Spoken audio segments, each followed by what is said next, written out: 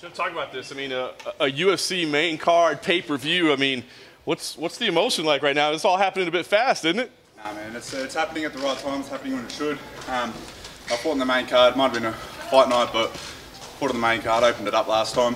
I learned a lot from that experience, and you know, I'm going to take that, build on it, and keep building on it. Quick turnaround after a tough fight last time out, right? I mean, give me the process of getting here. Did you know right away it doesn't matter, or were you healthy enough that you knew you were getting in? Give me the idea of how fast to turn around.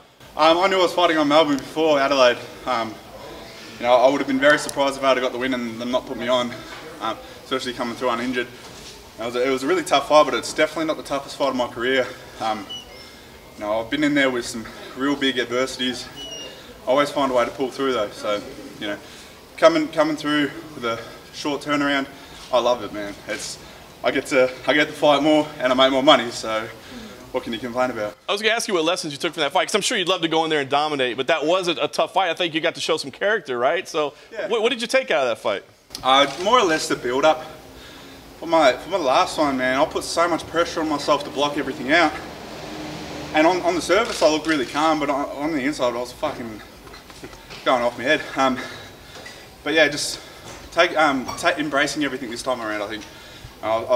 Walking out, you can't block everything out. It's so loud that you can feel it, let alone hear it. So, yeah, I'm going to embrace it.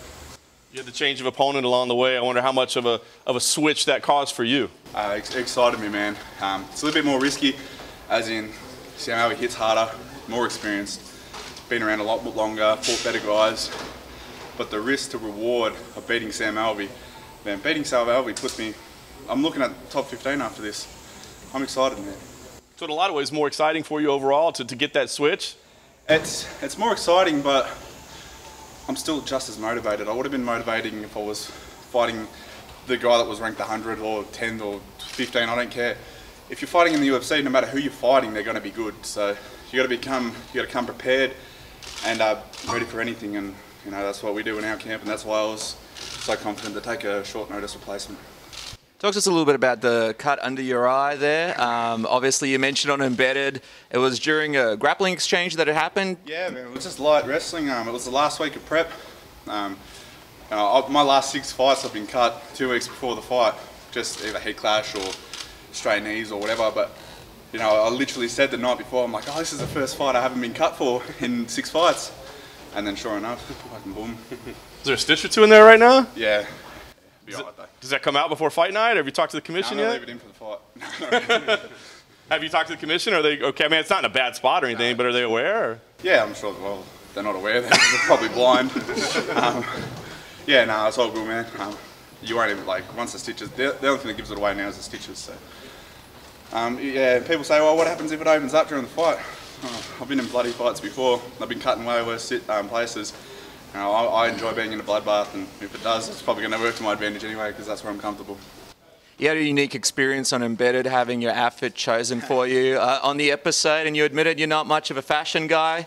Give us your overall assessment of the outfit for me today. You happy with what that man chose for you, or any second sort of hesitations about some of the options there? No, man. He just took one look at me and goes, oh yeah, we got you, bang, done. Men's club represent. You know, yeah, I don't normally, my idea of getting changed in the morning is I go to my drawer, I pick out the first thing that I see. I never match anything, I'm just like, oh, fuck, whatever. But yeah, no, it's cool. It's cool. I like looking good, and you know, you got to represent the sport well.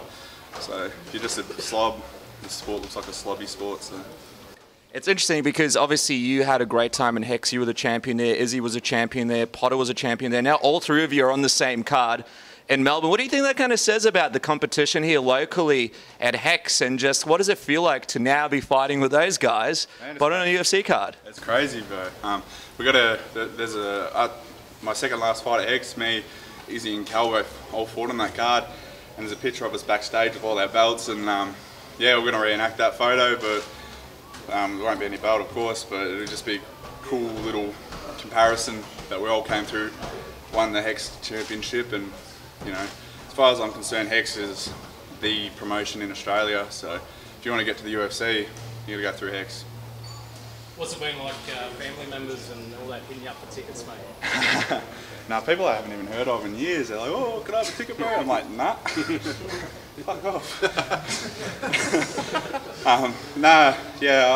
You know, my family struggled to even get tickets. It sold out in 8 minutes. I had the pre-sale link, but, you know, I got the pre-sale link before Adelaide, so I didn't want to get injured and have everyone buy tickets. And they'll be like, oh, sorry, guys, I'm not fighting. I'll be a guest fighter. Come watch me be a guest fighter. But, no, like, it is what it is, I suppose. And you spoke to me privately about how you want to move through the ranks in the division. The division's way open. What do you see after this? I'm going to see one fight at a time, man. I'm going to have a little bit of a holiday after this.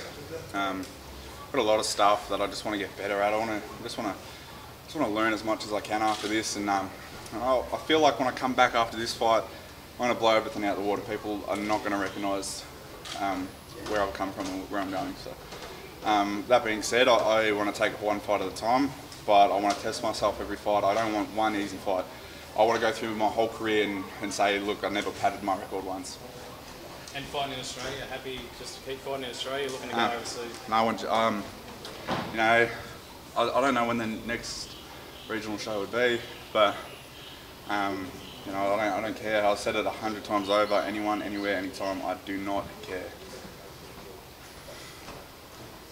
Cool. Thanks, Joe. Sweet. Thank you, man.